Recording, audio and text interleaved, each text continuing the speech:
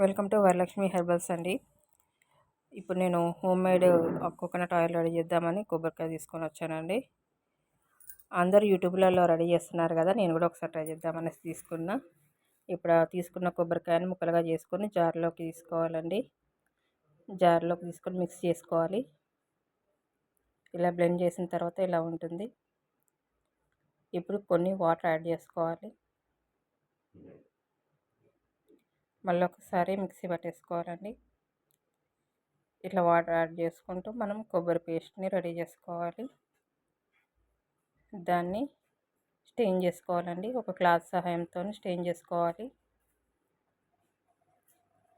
Remaining పిప్పి అంతా పక్కకు పెట్టేసుకోవాలన్నట్టు. ఇలా ఒక మంచి క్లీన్ క్లాత్ తీసుకొని ఆ కోకోనట్ అంతా స్టెయిన్ చేసేసుకోవాలండి. ఇలా కోకోనట్ మిల్క్ అంతా బౌల్లోనికి వచ్చేస్తుంది. ఇప్పుడు ఈ కోకోనట్ మిల్క్ ఉన్న బౌల్ని మనం ఫ్రీజర్లో పెట్టేసేయాలి. 24 అవర్స్ పెట్టేసేయాలండి. 24 అవర్స్ పెట్టిన తర్వాత చూడండి, మనం కర్డ్ లాగా గట్టిగా వస్తుంది.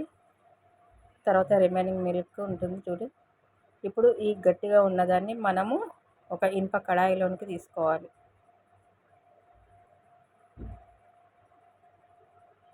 ఈ ఇనుప కడాయిలోకి తీసుకోవాలి. నేనైతే ఐరన్ కడాయి యూజ్ చేస్తాను. అదిగోండి, వాటర్ అంతా సపరేట్గా తీసేసుకున్నా.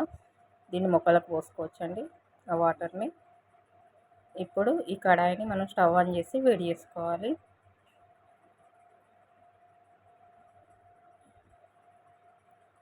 నేను ఇప్పుడు గ్యాస్ ఆన్ చేస్తున్నాను.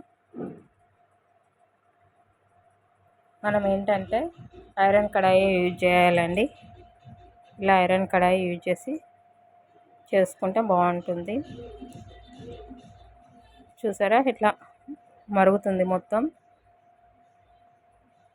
ఆయిల్ మొత్తం ఇట్లా బయటకు వచ్చేస్తుంది చూడండి. ఇప్పుడు ఇట్లా వస్తుంది. చూసారా, మరిగిస్తూ ఉంటే దాంట్లో నుంచి ఆయిల్ అనేది బయటకు వచ్చేస్తుంది. ఇలా మాడిపోయేంత వరకు మనము వేయించుకోవాలి. ఇప్పుడు ఆయిల్ మొత్తం వచ్చేస్తుందండి. ఇప్పుడు స్టవ్ కట్టేసి బౌల్లోనికి తీసుకోవాలి. ఇలా ఆయిల్ని ఒక స్టెయినర్ యూజ్ చేసి స్టెయిన్ చేసేసుకోవాలి. చూడండి, నేను ఒక కోకోనట్ తీసుకున్నాను, దానికి ఇంత ఆయిల్ వచ్చిందండి. చూసారా, ఇంత ఆయిల్ వచ్చేసింది మనకు.